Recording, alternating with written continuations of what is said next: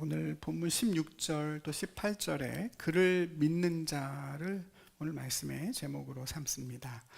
이 말씀이 저와 여러분의 삶이 되기를 바랍니다. 예수님과 니고데모와의 대화가 계속되고 있습니다. 근데 지난주에 우리가 살펴본 그 3장 전반부의 대화와는 차이가 조금 있는데요. 여러분 성경을 쭉 읽어 가시면서 혹시 그 차이를 발견하셨는지요? 발견하셨어요? 어떤 게 차이가 나요? 전번 설교는 우리는 아무것도 할 수가 없다. 근데 오늘은 우리가 믿으면 그렇게 된다. 맞는데 틀립니다. 맞는 말씀인데 그 출제자의 의도와는 조금 거리가 있는, 너무 깊이 들어가셔서 저는 그냥 표면적인 얘기를 하려고 하는 건데, 그 앞에 전반부에서는 예수님과 니고데모가 이렇게 번갈아 가면서 얘기를 하잖아요. 근데 오늘 본문에 보면 예수님 혼자서 얘기를 하십니다. 그게 차이죠. 그래서 오늘 성경책을 보면 그 예수님이 말씀하셨다는 표시로 이렇게 빨간색 글자로 쫙 나와 있는 걸 보게 되죠. 오늘 읽지 않았지만 지난주에 예수님이 바로 앞에서 뭐라고 하셨냐면, 이스라엘의 선생이면서 어떻게 너는 이걸 알 수 없느냐, 이렇게 말씀하시는 장면이 나오는데요. 니고데모가 예수님의 말씀을 이렇게 잘 이해를 하지 못하고 그 대화가 자꾸 이렇게 겉돌다 보니까 어느 순간부터는 예수님 혼자 계속 말씀하시게 된 거죠. 니고데모는 결국 끝까지 이제 한마디도 하지 않은 걸로 나옵니다. 물론 아예 안 하진 않았겠죠. 근데 이제 별로 이렇게 중요한 얘기가 없었다는 뜻이고, 그러고 보면 이번 대화에서 니고데모가 했던 마지막 이야기는 9절입니다. 어찌 그러한 일이 있을 수 있나이까? 이 질문이 마지막 말이 되고 말았습니다. 성령으로 난 사람은 이와 같다, 바람과 같다, 이렇게 예수님 말씀하셨는데, 그때 놀라서 한 질문이죠. 어떻게 그런 일이 일어날 수 있습니까? 그때 오늘 예수님께서 거기에 대한 답을 이제 길게 설명하고 계십니다. 어떻게 사람이 위로부터 성령으로 거듭나느냐? 주님은 제일 먼저 뭘 말씀하시냐면, 모세가 광야에서 놋뱀을 들어 올렸던 그 사건을 이야기하십니다. 민수기 21장에 나오는 얘기인데요. 이스라엘 백성들이 광야 40년 생활을 다 마무리하고 이제 가나안 땅으로 들어가기 직전에 일어난 사건입니다. 광야에서 가나안 땅으로 가는 길은 이제 아시는 것처럼 요단강 동편으로 해서 쭉 위로 올라가서 요단강을 건너는 것인데요. 제일 빠른 길은 그 땅을 차지하고 있는 에돔이란 나라를 통과해서 요단강 위로 쭉 올라가는 것입니다. 근데 에돔의 왕이 그걸 허락하지 않았어요. 절대로 우리 땅에 못 들어온다. 전쟁을 불사했는데, 그래서 결국 에돔 땅을 멀리 이제 돌아서 올라가게 됐습니다. 길이 멀고 험하니까 백성들의 마음이 상하게 됐죠. 그래서 다시 하나님과 모세를 원망하게 됩니다. 우리를 왜 애굽에서 이끌어내서는 이 광야에서 죽게 하시나, 물도 없고 음식도 없는 이 광야 너무 힘듭니다. 하나님께 원망을 하게 됩니다. 하나님이 40년 동안 먹게 해주신 만나를 불평하죠. 이 만나 지긋지긋합니다. 이 하찮은 음식을 우리가 싫어합니다. 이렇게 불평을 하게 됩니다. 조금 심했죠, 여러분? 네, 아무리 힘들고 길이 멀어도, 또 아무리 같은 음식을 긴 세월 먹었다고 해도 하나님이 주셔서 40년 동안 광야에서 굶지 않고 살아올 수 있었던 그 만나를 어떻게 하찮은 음식이다, 이렇게 평할 수 있는가? 사람은 왜 그러는 걸까요, 여러분? 그죠? 호의가 계속되고 은혜가 계속되면 우린 그걸 권리로 생각하고, 그게 더 심해지면 이제 그걸 하찮게 여기게 됩니다. 너무나 당연하게 여기던 것이기 때문이고, 그게 사라져야 비로소 다시 그 소중함을 깨닫게 되죠. 세상에서 우리가 누리고 있는 그 모든 것들이 어느 하나도 당연한 것이 없다 하는 걸 깨닫고 또 감사하며 살면 좋을 텐데, 그거야말로 진정 충만한 삶일 텐데 사람은 그게 잘 안 됩니다. 여러분, 하늘에서 만나가 내리는 것과 같은 기적이 우리의 삶에도 얼마나 가득할까요? 그걸 보는 눈이 열려서 남들은 다 당연하게 여기는 것이 하나님의 선물임을 알고 누리는 것이 생명이죠. 생명에 필요한 물과 빛과 공기가 우리에게 넘치게 은혜로 주어져 있고 날마다 그것이 값없이 공급이 되니까 사실은 여러분, 우리가 먹고 마시는 모든 게 만나 아닌가요? 그걸 당연하게 여기고 더 나아가서 하찮게 여기는 것이 죄의 본질입니다. 그리고 그 죄에 빠져 사는 삶이 결국 죽음입니다. 감탄도 없고 감격도 없으니 살아도 사는 것 같지가 않고 이미 죽음을 향해서 가고 있으니 모든 것이 허무해집니다. 여러분, 혹시 그런 어둠이 우리에게도 있지 않은가?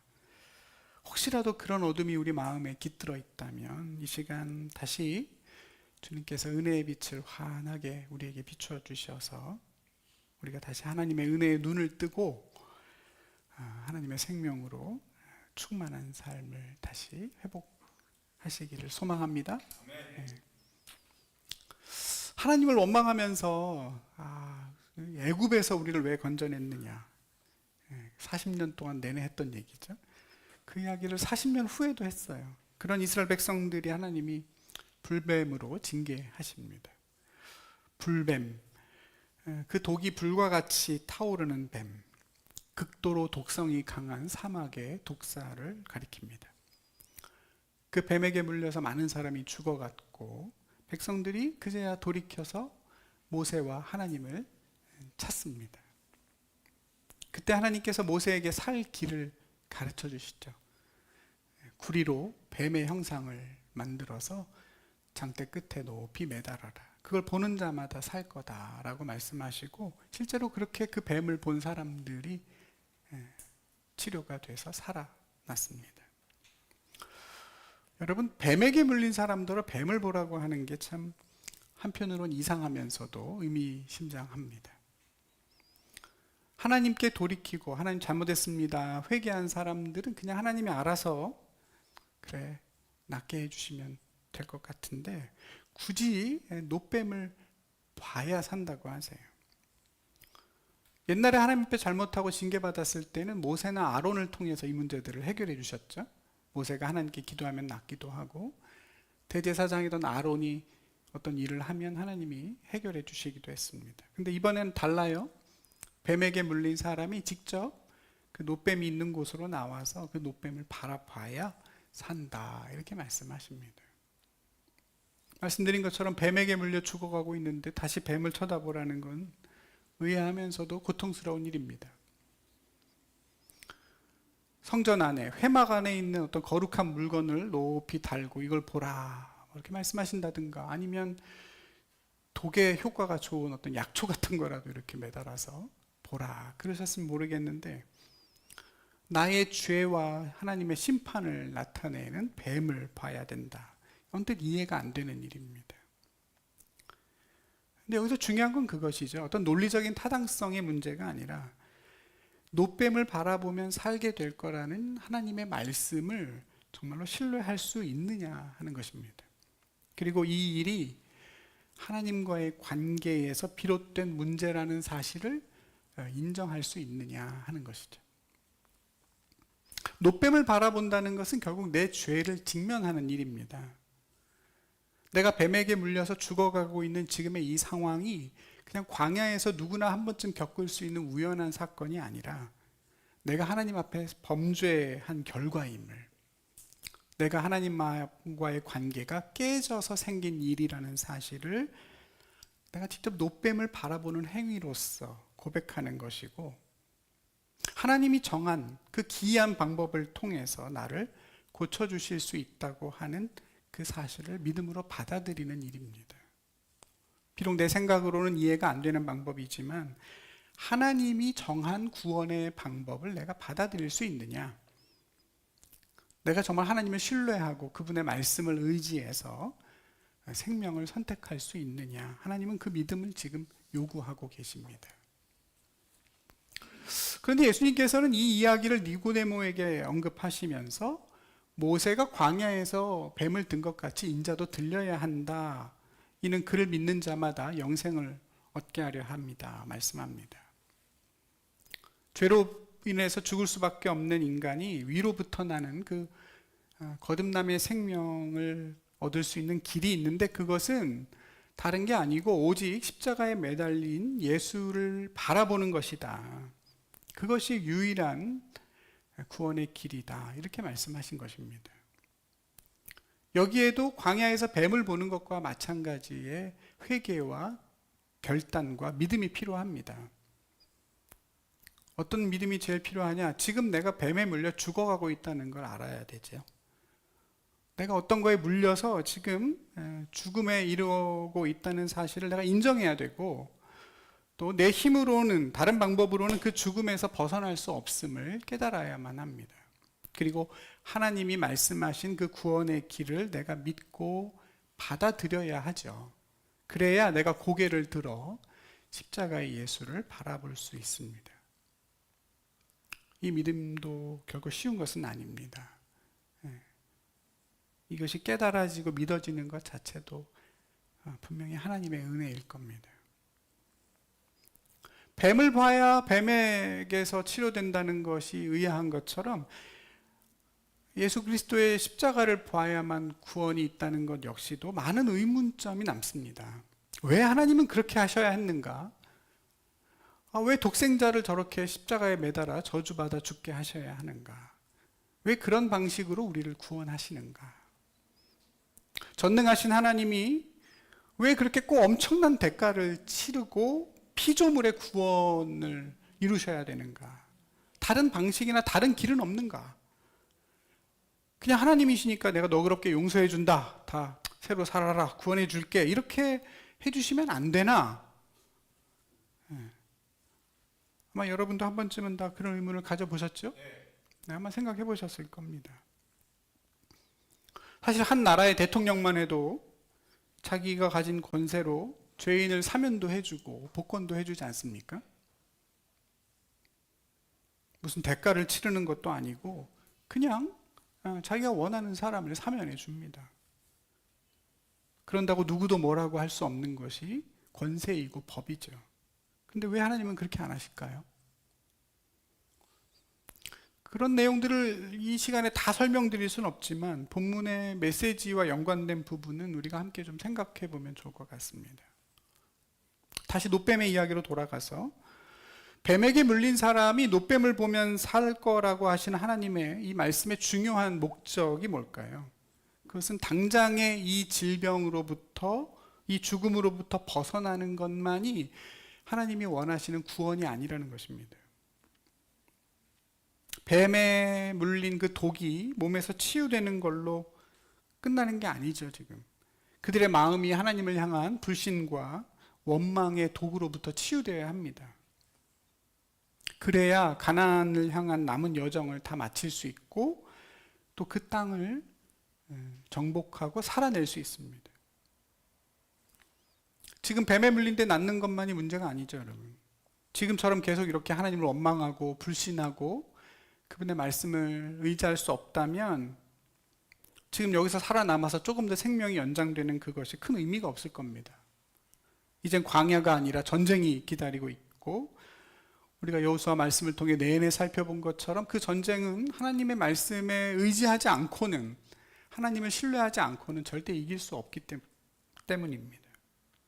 노뱀을 보고 살아난 걸로 끝나는 문제가 아니에요. 다시 하나님과의 관계가 회복이 되어서 내가 하나님을 바라보고 의지하게 되고 정말로 하나님의 말씀에 내 삶을 맡길 수 있어야 됩니다. 그래서 매달린 노뱀을 스스로 바라보라고 하십니다. 그 말씀에 순종함으로 다시 한번 하나님을 향한 신뢰가 회복되고 하나님과의 온전한 관계로 나아오라는 것입니다. 대통령의 사면을 받고 감옥에서 나온 것도 자유라면 자유겠지만은 그 죄를 깨닫고 그 죄로부터 벗어나서 바른 삶을 살아가는 것이 진정한 자유이겠죠? 그러나 대통령에게는 그런 능력이 없습니다. 법적인 형벌은 면하게 해줄 수 있지만 그 죄의 권세로부터 벗어나는 진정한 자유까지는 줄 수가 없습니다. 대통령의 사면을 받았다고 해서 그분과 특별한 관계가 맺어지는 것도 아닙니다. 잠깐 고마워하고 각자 아무 상관없는 자기 삶을 살아갈 뿐이죠. 근데 여러분, 예수님을 통해 우리에게 주시는 하나님의 구원과 자유는 그런 게 아닙니다. 단순히 죄의 사면이 아니라 하나님과의 온전한 관계가 목적이고 그게 바로 영생이기 때문에 하나님은 그 아들을 우리에게 주십니다. 성경이 말하는 영생이란, 영원한 삶이란 죽지 않고 천국 가서 끝도 없이 살아가는 삶을 말하지 않습니다. 그리스도와 연합하여 그분의 생명으로 사는 삶입니다. 하나님의 자녀로서 아버지를 신뢰하고 그분의 말씀에 내 삶을 온전히 맡기는 삶이고, 지금 여기서 그분의 나라를 살아내는 삶입니다. 사랑하는 우리 성도 여러분, 그 영생의 삶이 이미 저와 여러분의 삶 속에 시작된 것을 믿고 여러분 꼭 그 믿음의 삶을 살아가시기를 축복합니다. 이런 예수님의 말씀에 대한 니고데모의 반응이 오늘 본문에는 전혀 나오지 않습니다만, 여러분, 니고데모는 이런 예수님 말씀을 어떻게 들었을까요? 모세가 광야에서 뱀을 든 것 같이 인자도 들려야 하리니 이는 그를 믿는 자마다 영생을 얻게 하려 합니다. 하나님이 세상을 이처럼 사랑하사 독생자를 주셨으니 이는 그를 믿는 자마다 멸망하지 않고 영생을 얻게 하려 하십니다. 이런 말씀이 니고데모에게는 어떻게 들렸을까요, 여러분? 저는 충격이었을 거라고 생각합니다. 엄청난 충격이죠.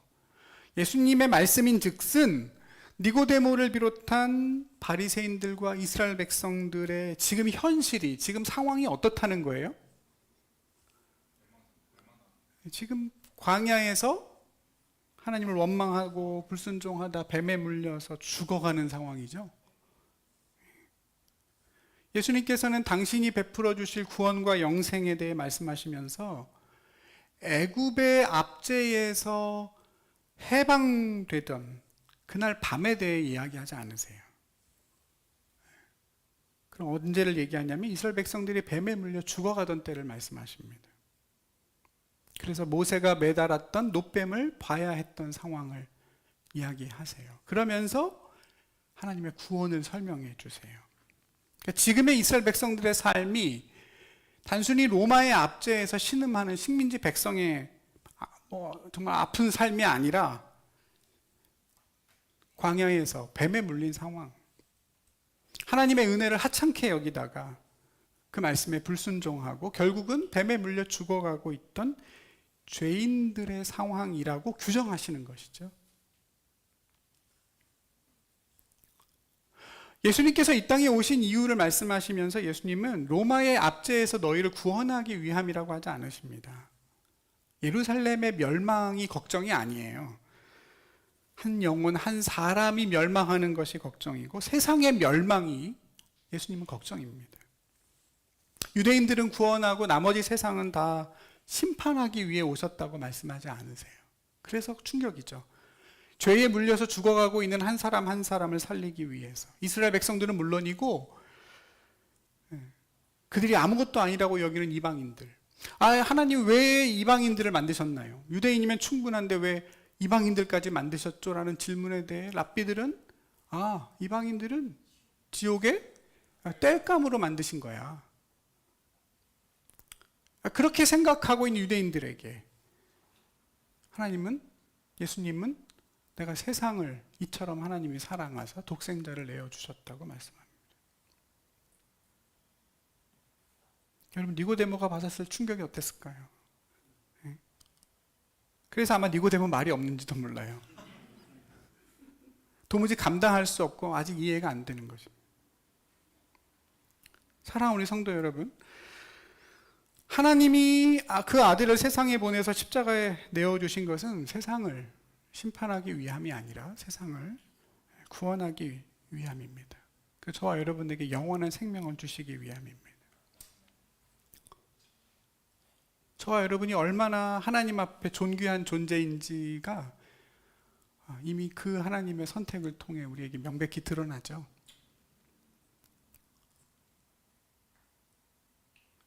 우주를 연구하는 어떤 한 그 과학자분이 SNS에 글을 올리신 걸 제가 봤는데요. 그분은 우주를 바라볼 때마다 인간의 하찮음을 느낀다고 적어놓은 걸 제가 봤습니다. 저도 옛날엔 그렇게 생각했는데요. 요즘에는 조금 생각이 다릅니다. 인간은 그 존재만으로도 유일무이하고 거룩하고 존귀하구나. 하나님이 인간을 창조하시면서 어떻게 저 무한에 가까운 우주를 같이 만드셨을까? 생명이 얼마나 귀한 것이면 그 광활한 우주에 이토록 생명을 찾기가 어려울까? 인간이라는 존재가 이 땅에 이렇게 바글바글 수없는 사람들이 살아가고 있어서 그것이 별거 아닌 것처럼 하찮게 여겨지지만 지금 우리가 관찰할 수 있는 범위의 이 넓은 우주 안에 생명체가 우리 인간밖에 없다는 건 도대체 무슨 의미일까? 그냥 그저 그런 삶을 위해서라고 한다면 이렇게나 많은 우주가 필요할까? 그냥 이 지구와 태양계 조금 더 범위를 넓혀서 우리 은하 정도만 있어도 충분하지 않을까?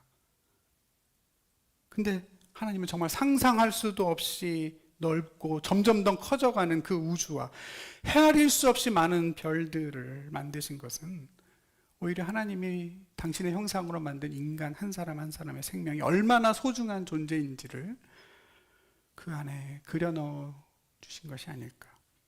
아무리 작고 아무리 연약하고 아무리 죄로 망가진 것 같아도 그 인간이란 그 존재 하나만으로도 이미 정말 찬란하리만치 소중하다는 것을 드러내는, 그것이 이 우주의 모습이고 또 그것이 십자가의 이 말씀이 아닐까, 그렇게 생각이 됩니다.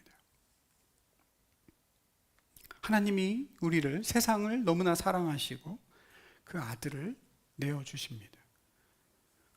저와 여러분 자신을 함부로 여기지 마시고 너무너무 귀하게 여기시고, 그리스도인들이라면 정말 세상에 있는 생명을 소중하게, 아름답게, 귀하게 지켜내야 하겠죠? 우리 저와 여러분 그런 하나님의 생명들을 누리고 또 귀하게 여기며 사시기를 바랍니다.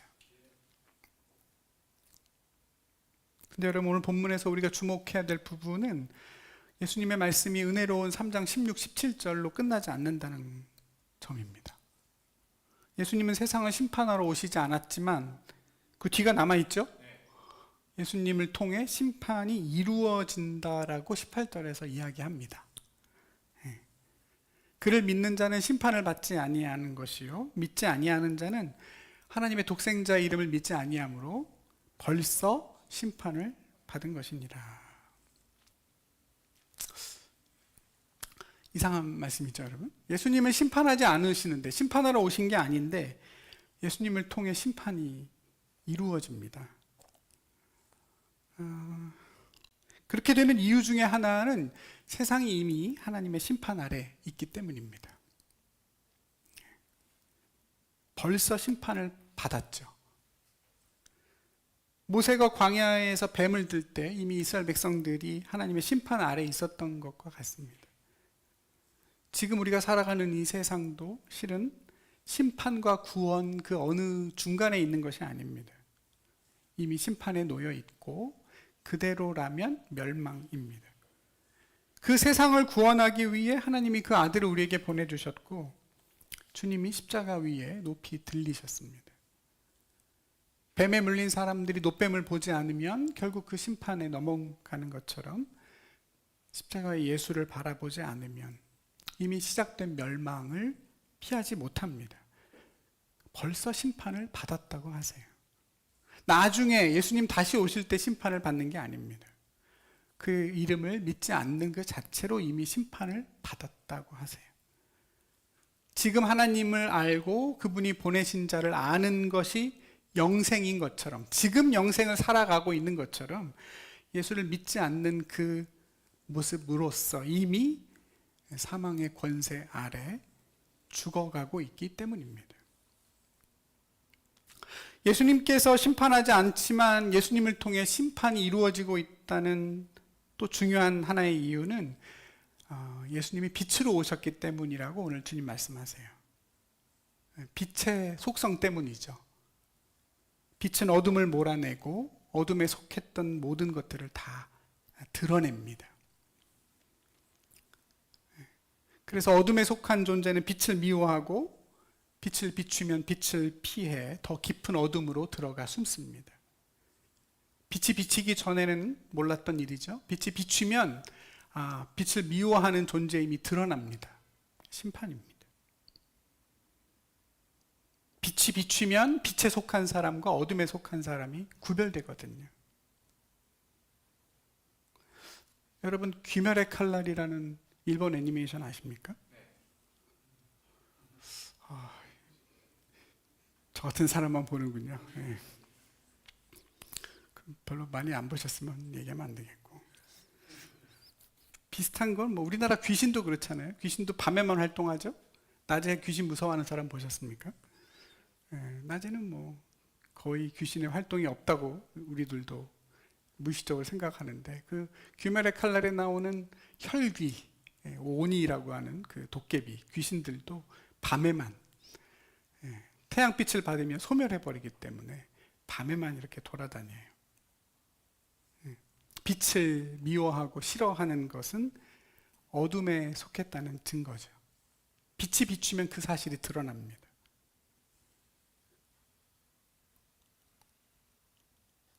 아주 정신 나간 사람을 빼고는 죄를 지을 때 드러내놓고 하는 사람은 없습니다.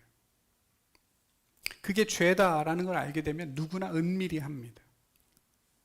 역으로도 마찬가지입니다. 내가 조용히 은밀하게 남몰래 하는 일들 대부분은 죄와 연관이 많습니다. 물론 예외도 있죠. 구제할 때 오른손이 하는 것을 왼손이 모르게 해라, 예수님 말씀하십니다만, 근데 여러분 다 아시는 것처럼 내가 모르게 해도 남이 다 들춰내서 알려줍니다. 연예인들 선행한 거 나중에 다 알려지죠? 미담이다 해가지고 더 많이 회자됩니다. 잘한 일, 좋은 일, 선한 일들은 계속해서 드러나고 알려지고 퍼지게 됩니다. 그러나 악은 그렇지 않습니다. 이번 캄보디아 사건을 취재하는 한 기자가 뉴스 방송에서 그렇게 멘트하는 걸 제가 들었습니다. 더 은밀한 곳으로 가서 숨는 것이 범죄의 속성인 것처럼 범죄 단체들이 계속해서 더 은밀한 곳으로 들어가고 있습니다. 크리스찬이 아닐까, 저는 그런 생각을 했는데, 죄는 자꾸만 어둠으로 들어가고 진리와 정의는 더 빛으로 나아감으로 인해서 자기를 증명합니다. 예수라는 빛이 이 땅에 오면서 그 빛과 어둠이 드러난 것입니다. 그래서 심판이 이루어졌습니다. 심판이라는 헬라어 단어의 원래 뜻은 구별, 구분입니다. 분리예요, 분리. 그러니까 심판은 빛과 어둠이 나뉘는 것이고 양과 염소가 나뉘는 것입니다. 알곡과 쭉정이가 분리되는 사건이 심판이죠. 근데 예수님 앞에서 세상이 둘로 분리됩니다. 빛으로 나오는 자들과 어둠으로 숨어 들어가는 사람들로 나뉩니다. 그래서 예수님이 심판입니다. 예수라는 빛이 비추면 결국 그가 어디에 속해 있는지가 드러납니다. 예수님은 심판하지 않으시지만 그분이 이 세상을 창조하시고 구원하신 빛이기 때문에 그 빛 앞에서 구별되고 분리되어 심판이 이루어진다고 하십니다. 그런 측면에서 니고데모가 밤에 예수님을 찾아왔다는 것에는 이중적인 의미가 있습니다. 사람들의 이목을 피해서 밤에 늦게라도 예수님을 찾아온 건 참 잘한 일이지만, 이제 니고데모는 빛과 어둠의 경계선에 애매하게 머물러 있을 수가 없게 됐습니다. 예수라는 빛 앞에서 자신이 방향을 결정해야 되죠.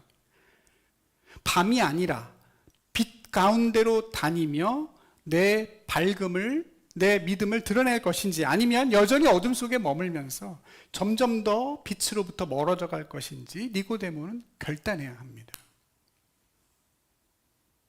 실제로 요한복음에는 니고데모가 2번 더 등장하는데요. 다행스럽게도 니고데모는 점점 더 빛으로 나아갑니다. 나중에 낮에 사람들 앞에서 예수님을 옹호하는 발언을 하기도 하고, 나중에 예수님이 돌아가셨을 때는 예수님의 장례를 힘껏 돕기도 합니다. 근데 여러분, 그 요한복음 19장 마지막에 니고데모를 향한 그 요한 사도의 성경의 표현이 재밌습니다. 뭐라고 하냐면, 일찍이 예수께 밤에 찾아왔던 니고데모도 왔더라 그럽니다. 일찍이, 한때는 밤에 찾아왔는데 지금은 아니더라는 거죠. 진리를 따르는 자는 빛으로 나아오나니 이는 그 행위가 하나님 안에서 행한 것임을 나타내려 합니다. 예수님이 니고데모에게 했던 그 마지막 당부의 말씀이 니고데모의 삶이 됐습니다. 사랑하는 우리 성도 여러분, 예수를 믿는 성도의 믿음에 대해서 오늘 예수님 뭐라고 말씀하시냐면, 그것은 빛으로 나아가는 삶이라고 하십니다. 믿음이란 뭐냐?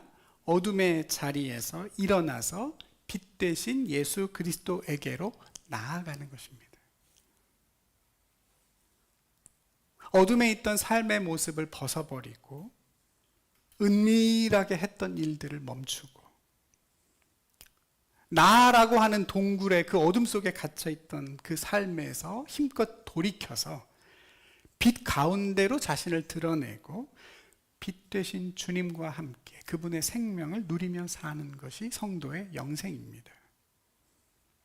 사랑하는 우리 성도 여러분, 기억하십시오. 믿음이란 빛 되신 예수께로 나아가는 것입니다.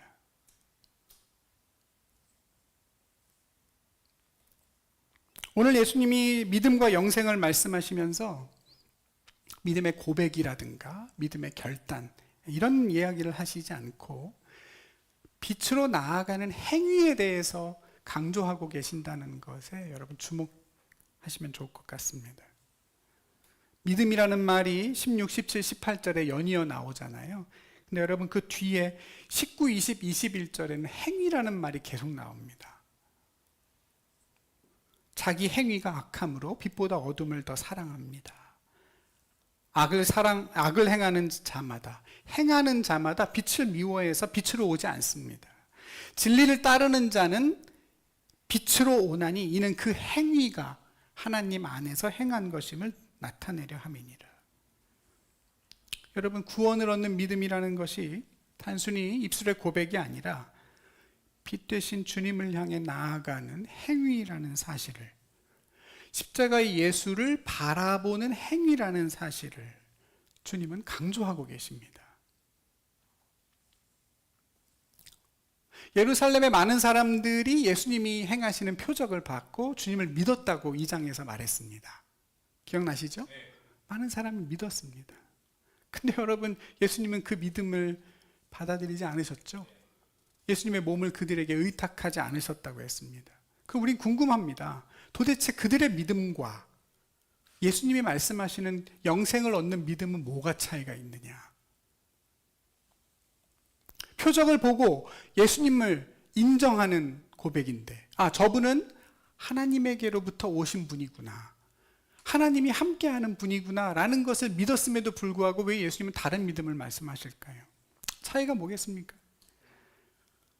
그들은 빛을 향하여 삶을 돌이켜 나아오지 않은 것입니다.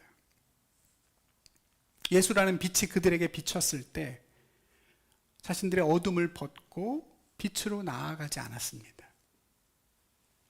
어둠 속에 있는 자신의 모습을 직면하고 그것들을 고백하는 것이 아니라 더 깊은 어둠으로 숨어 들어갑니다.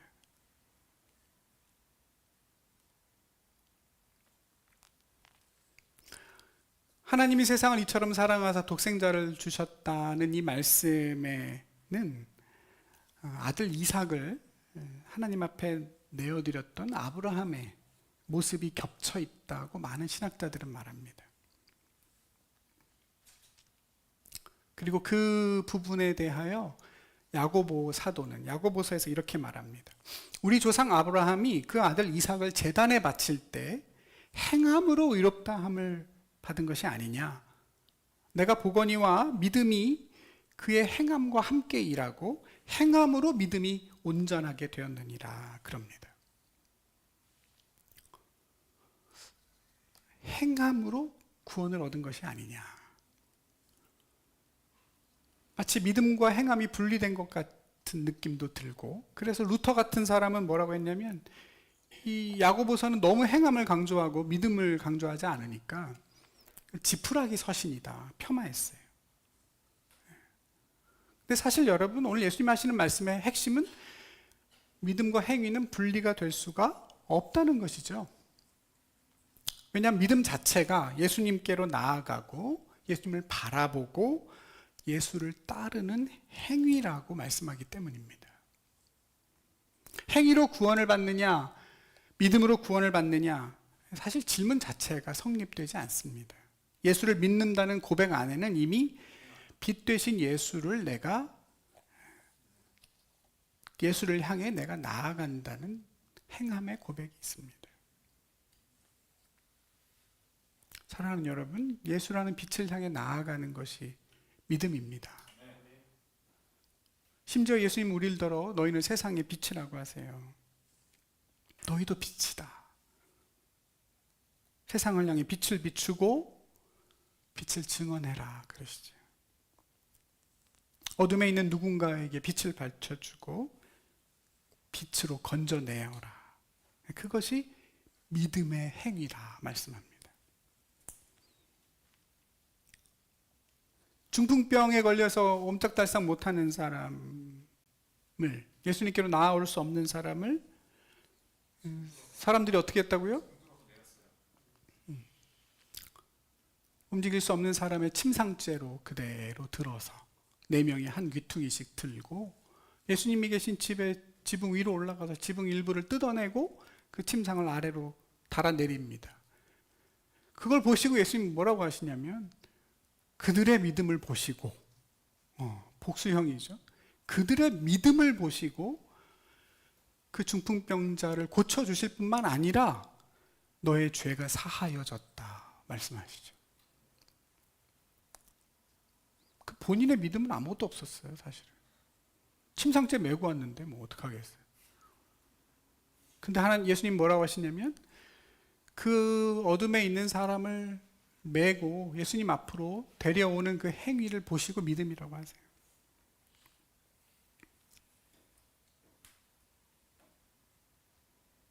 불뱀에 물려 죽어갈 때도 아마 아파하는 사람을 들쳐업고 노뱀을 보는데 앞으로 데리고 간 사람이 있었겠죠.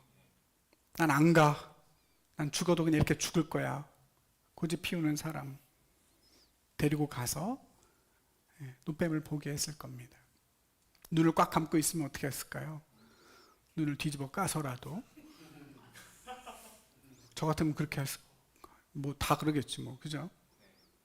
내 사랑하는 사람이 안 본다고 고집 피워 그냥 눈을 뒤집어 까서라도 봐라 해야 낫지 않겠어요? 그 행위가, 그 바라봄이, 그 나아감이 믿음이더라. 그리고 그 믿음을 통하여 생명을 주겠다고 약속하십니다. 사랑하는 우리 성도 여러분, 여러분의 믿음이 어떤 모습인지를 한번 잘 생각해 보시고, 혹시 2장에 나왔던 그냥 예수님을 인정하고 예수님을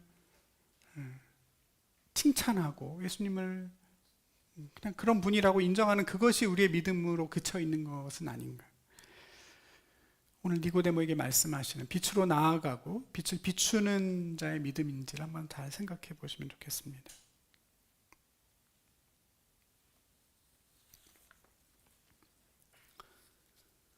저희 징검다리에 가보면 화분이 하나 있는데요. 장로님이 이제 저한테 징검다리 처음 이전했을 때 딱 주신 화분이에요. 제가 주중에 이름을 여쭤봤는데 스노우 사파이어라고 그럽니다. 스노우 사파이어. 보석 이름 같죠? 눈 내리는 사파이어인가 이렇게 생각이 되는데 너무너무 예쁘고 기르기도 쉽습니다. 일주일에 한 번 딱 물을 주면 건강하게 아주 예쁘게 잘 자랍니다. 너무 잘 자라서 가끔씩 이렇게 다 잘라줘야 돼요. 너무 막 울창해져서 자주 잘라주는데요. 근데 제가 얘네들이 자랄 때마다 한 달에 한 번 정도 꼭 해주는 일이 하나 있습니다. 지금 가보신 분은 알겠지만 그 창가에 책장이 놓여 있는데 그 책장 위에 화분이 있거든요. 한 달에 한 번씩 제가 꼭 그거를 180도 돌려줍니다. 왜 그러냐면 얘네들이 너무 햇빛을 좋아해서 오로지 그냥 창가 쪽으로만 다 자라요. 그래서 이쪽은 휑하고 전부 다 그냥 다 저쪽으로 향해요. 그거를 한 달에 한 번 제가 이렇게 딱 돌려놓으면 또 힘껏 또 저 창문을 향해서 자기들의 모든 줄기를 뻗어서 그쪽으로 자라갑니다. 이번 주에 물 주면서 그런 생각했어요. 아, 생명이란 빛을 향하는구나. 살아있는 것은. 정말 저 식물이 고집스럽게 태양빛을 향하여 가듯이 내 삶이 그리스도의 빛 가운데로 집요하게 뻗어갈 수 있다면 얼마나 좋을까. 저렇게 빛으로 나아가는 것이 믿음이구나. 다시 한번 생각해 보게 됩니다. 사랑하는 우리 성도 여러분, 날마다 빛 되신 예수님께로 나아가서 그분의 생명을 사시기를 바랍니다. 나를 믿는 자는, 나는 세상의 빛이니 나를 따르는 자는 어둠에 다니지 않는다고 그랬습니다. 어둠에 다니지 마세요. 너무 어두울 때 밤에 많이 다니지 마시고 어둠의 일에 참여하지 마십시오. 여러분의 삶에 너무 움츠러들고 갇혀 있거나 감추거나 하지 마세요. 드러낼 수 있으면 더 좋을 것 같고 빛으로 나가서 함께하는 삶으로 여러분을 열어 젖히면 좋겠습니다. 세상은 비록 어둡고 너무나 우리의 빛은 연약하지만 주님은 분명히 우리를 빛을 비추는 자로 부르셨다는 사실을 잊지 마십시다. 우리는 작은 빛이지만 빛은 반드시 어둠을 이기지 않습니까? 그 진리를 붙잡고 빛을 향하여 나아가서 주님이 원하시는 생명의 삶을 함께 살아갔으면 좋겠습니다. 빛들이 모였으니까 우리 교회는 빛의 다발이겠죠? 네. 정말 스스로 빛으로 나올 수 없는 사람들을 메어서라도 예수께로 이끌어 올 수 있는 그런 저와 여러분 또 우리 고백교회 되기를 주님의 이름으로 간절히 축복합니다. 기도하겠습니다. 이 세상을